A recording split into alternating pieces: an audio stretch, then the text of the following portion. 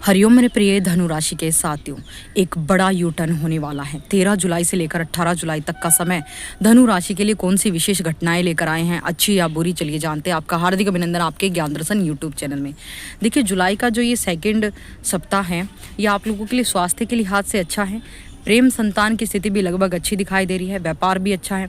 सरकारी तंत्र का भरपूर आपको इस समय सहयोग मिलता हुआ दिखाई दे रहा। ग्रहों की स्थिति से नौकर चाकर की स्थिति बहुत अच्छी रहेगी।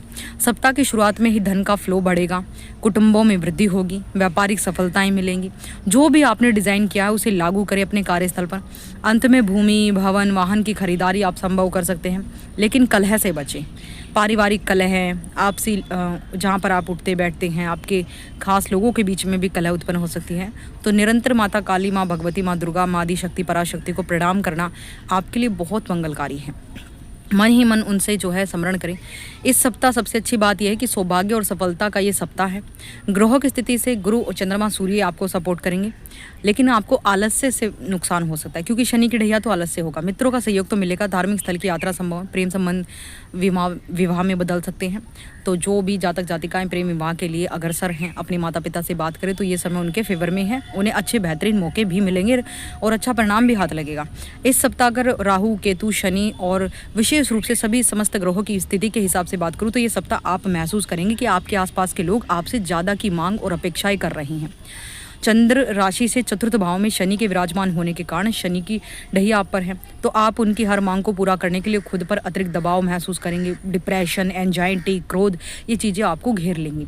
लेकिन आपको यह समझना होगा कि अपनी क्षमता से ज़्यादा किसी से वादे ना करें। दूसरों को खुश करने के लिए खुद को अनावश्यक तनाव में ना डालें। अगर कोई खुश है तो रहने दीजिए, नहीं है तो अपने आप को परेशान करने की कोई आवश्यकता नहीं कि कौन क्या सोचता है, इसकी परवाह करनी छोड़ दीजिए। ईश्वर का चिंतन कीजिए और अपना कर्म कीजिए बस। इस सप्ताह कुछ महत्वपूर्ण आर्थिक योजनाएं आप कर सकते हैं, जिनसे आपको अच्छा आर्थिक मुनाफा होगा। ऐसे में आपको धन की बचत करने में काफ़ी हद तक मदद मिलेगी। परिणाम स्वरूप आप अपने भविष्य के लिए कुछ राशि बैंक में जमा कर सकते हैं। इस सप्ताह आप हर काम पूरी ऊर्जा के साथ करते नजर आएंगे, लेकिन किसी अनचाही बात के कारण आपका मूड खराब होने की संभावना है। परिणाम स्वरूप पारिवारिक जीवन में आपका स्वभाव थोड़ा रूखा रहेगा। व्यापार करने वाले जातकों के लिए अनुकूल ग्रहों की कृपा से इस सप्ताह करियर में पद प्रतिष्ठा और धन की फ्लो बढ़ेगा। शुभ अवसर लेकर आया ये सप्ताह, जिससे इस दौरान चीज़ें फिर से पटरी पर आ सक जाएंगी। जो छात्र लगातार कुछ नया सीखते रहेंगे, उन्हें इस सप्ताह अच्छे परिणाम मिलेंगे। उनकी बौद्धिक क्षमता में सुधार होगा। इसके अलावा छात्रों की क्षमता में कमी आ सकती है।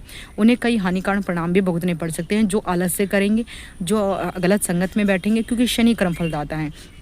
अगर आप अपने कर्मों से भटकेंगे, एक छात्र का काम है अपने माता पिता की आज्ञा का पालन करना, अपने गुरुजनों की आज्ञा का पालन करना और अपनी विद्या ग्रहण करना।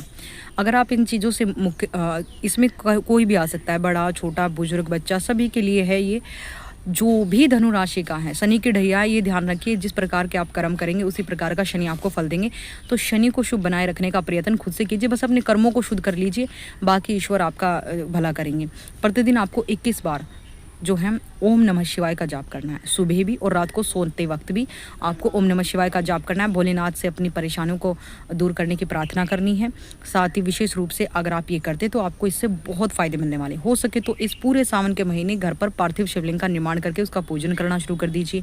सिंपल सी विधि है, अपने गमले से मिट्टी लीजिए, शिवलिंग बनाइए, उसका पूजन कीजिए। जो भी चीज़ें अक्षत, चावल, रोली, धतूरा, जो भी महादेव को प्रिय है, और कुछ भोग लगाइए, मीठा, मिश्री, इलायची जो भी है उससे भोग लगाइए। प्रार्थना कीजिए, ओम नमः शिवाय, शिव चालीसा का पाठ करें और उनको पुष्प अर्पित कीजिए और आपका भला ही भला हो।